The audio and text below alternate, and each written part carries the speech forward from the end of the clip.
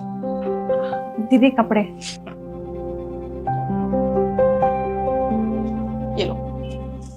दीदी कपड़ों के तो 600 रुपए हुए, मेरे पास खुले तो नहीं है। कोई बात नहीं दीदी, मैं खुले करवा के आती अरे हूँ। कहाँ जाओगी इस टाइम खुले कराने, फिर आओगी इतनी देर में वेट थोड़ी करूंगी। रख लो, वैसे भी काम आएंगे तुम्हारे, कुछ खा पी लेना। ठीक है दीदी।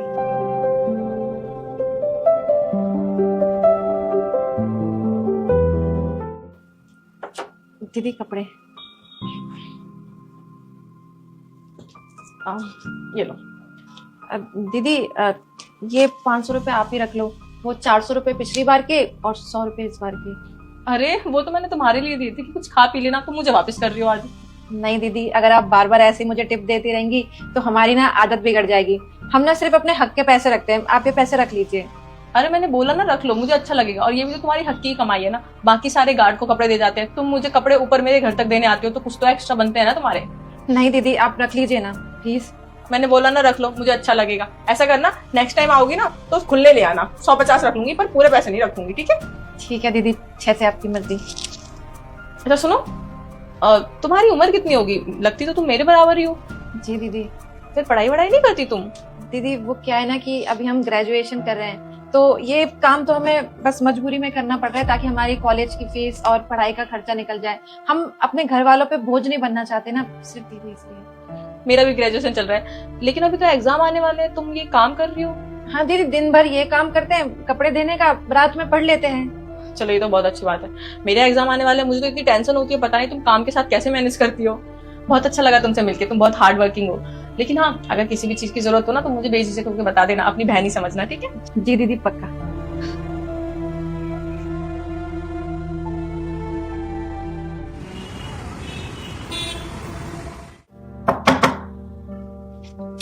ये लीजिए आपके कपड़े।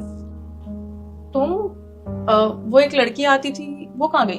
कौन, देविका? हाँ देविका। उसको तो काम से निकाल दिया। काम से निकाल दिया? क्यों? वो तो मुझे नहीं पता, मालिक को पता होगा, मैंने तो आज ही ज्वाइन किया है। ठीक है, मैं पैसे देती हूँ। ये लो। Thank you. क्या बताएं मैडम आपको, उसका हर रोज का नाटक लगा रहता था। कभी एग्जाम के लिए छुट्टी चाहिए तो कभी पढ़ाई के लिए। अब 15 दिन के लिए छुट्टी मांग रही थी, उसका एग्जाम चल रहा है। अब ये बताइए, यहाँ अगर उसे 15 दिन का छुट्टी दे दूं तो यहाँ काम कौन करेगा?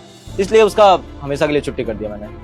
लेकिन भैया उसके पास इसके अलावा कोई और काम नहीं था, बेचारी पढ़ाई भी करती थी, अपना खर्चा निकालती थी ये काम करके, आपने काम से निकाल दिया। थोड़ा तो एडजस्ट कर सकते थे आप।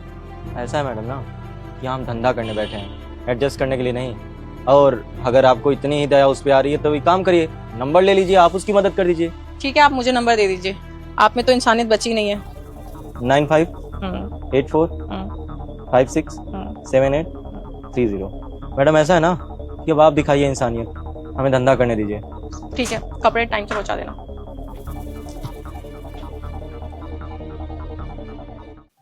ये लो, थोड़े पैसे एडवांस, तुम्हारे काम आएंगे।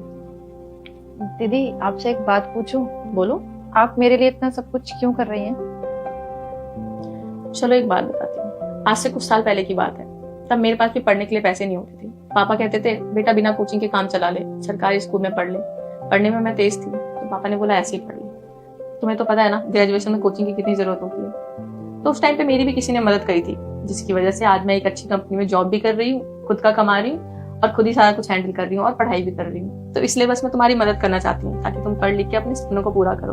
और वैसे भी तुम ग्रेजुएशन ही तो कर रही हो, मैं भी ग्रेजुएशन कर रही हूँ। तो मेरे सामने ना कोचिंग टीचर आते हैं पढ़ाने के लिए, मैं उनसे बात कर लूंगी, हम दोनों को साथ में पढ़ा देंगे। फीस की टेंशन तुम्हें लेने की जरूरत नहीं है। और घर का थोड़ा बहुत काम कर देना, मैं तुम्हें ठीक ठाक सैलरी दे दूंगी। ठीक है दीदी। और वैसे भी मुझे ना तुमसे कुछ सीखने के लिए मिलेगा, क्योंकि तुम इतनी मेहनती हो ना, मैं भी थोड़ी मेहनत करना सीख जाऊंगी और मेरी पढ़ाई में भी हेल्प हो जाएगी, क्योंकि मुझे अकेले पढ़ने में ना बहुत आदत आता है।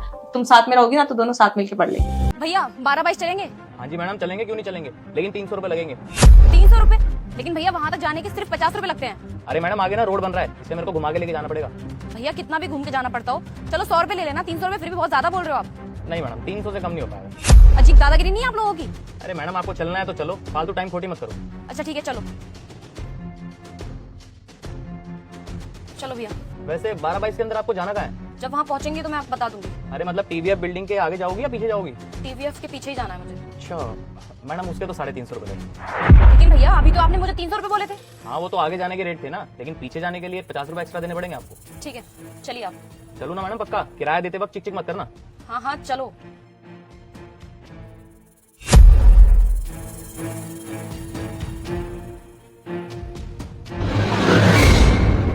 भैया यहीं आगे रोक लेना। यहाँ पे? लेकिन मैडम ये तो टीवीएफ बिल्डिंग के आगे हो जाएगा ना। हाँ हाँ लेकिन मुझे उतरना यहीं पर है। ठीक है मैडम, लूंगा मैं 350 रुपये आपसे। ले लेना आप।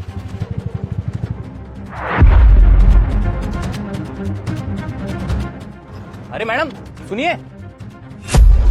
कहाँ? घर। मेरा किराया? कौन सा किराया? अरे ऑटो का किराया। अच्छा ऑटो का किराया, वो तो नहीं दे रही मैं। क्यों? क्योंकि मेरा मन नहीं है। अरे मैडम मजाक चल रहा है क्या यहाँ पर? हाँ यहाँ मजाक ही तो चल रहा है, तभी तो आप 50 रुपए की जगह 350 रुपए चार्ज करो कस्टमर से। देखिए मैडम, मैंने आपको पहले ही बोला था किराया देते वक्त चिक चिक मत करना। तो मैं किच किच कहाँ कर रही हूँ, मैं तो सीधा मना कर रही हूँ। मतलब आप किराया नहीं दोगी? नहीं। देखो मजाक मत करो वरना वरना क्या? क्या करोगे तुम? आपके लिए अच्छा नहीं होगा। मेरे साथ कुछ अच्छा हो या ना हो, लेकिन तुम्हारे साथ ना कुछ भी अच्छा नहीं होगा यहाँ पर। अगर मैंने अपने पापा को यहाँ पर बुला लिया ना तो पूरे 1 हफ्ते तक जेल में सड़ोगे तुम। जेल में? किस बात के लिए? क्योंकि मेरे पापा ना इस पूरे एरिया के ऐसा ही हैं। अगर मैंने उनको बता दिया ना कि तुम मुझसे एक्स्ट्रा चार्ज कर रहे थे और उसके साथ साथ मुझे धमकी भी दे रहे थे, तो सोच लो कि फिर तुम्हारे साथ क्या होगा। अरे मैडम ज्यादा ना फालतू पागल मत बनो। बुला लेती हूँ उनको यहाँ पर, पता चल जाएगा तुम्हें मैं सच बोल रही हूँ या फिर पागल बना रही हूँ। मैडम सारी बात छोड़ो, एक काम करो 50 रुपए दे दो, मैं चला जाता हूँ। मैं 1 रुपया भी नहीं देने वाली। अरे क्यों? देखो मैडम आप ना बहुत गलत कर रही हो मेरे साथ। मैं गलत कर रही हूँ? शुरू किसने किया था? शुरू तुमने किया था तो खत्म मैं कर रही हूँ अब। अच्छा ठीक है मैडम, देखो गरीब आदमी हूँ, कम से कम मेरे 50 रुपए तो दे दो। अच्छा जी, अब तुम्हें तुम्हारी गलती का एहसास भी हो रहा है। अब भले ही तुम गरीब हो या फिर कुछ भी हो, मैं ना तुम्हें 1 रुपया नहीं देने वाली, क्योंकि इस बार ना तुमने गलत कस्टमर से पंगा ले लिया है। अब चुपचाप से ना निकलो यहाँ से। सुनो, ये लो पूरे 350 रुपए हैं। और मेरे पापा कोई ऐसा ही नहीं है, बस मैं तुमसे झूठ बोल रही थी ताकि तुम्हें सबक सिखा सकूं। जब मैंने तुम्हें पैसे देने से मना कर दिया और दादागिरी की, तब तुम्हें बुरा लगा ना। उसी तरीके से कस्टमर को भी बुरा लगता है जब तुम लोग झूठ बोल के एक्स्ट्रा चार्ज करते हो उन लोगों से। और आप तो मुझे धमकी भी दे रहे थे। इस पूरी दुनिया में ना 2 तरीके के इंसान होते हैं, अच्छे और ईमानदार, बुरे और बेईमान। अब आप डिसाइड कर लीजिए कि आपको किस तरीके का इंसान बनना है, क्योंकि जैसे आप बनेंगे ना दुनिया भी वैसी होगी आपके सामने। अरे मैडम रुकिए,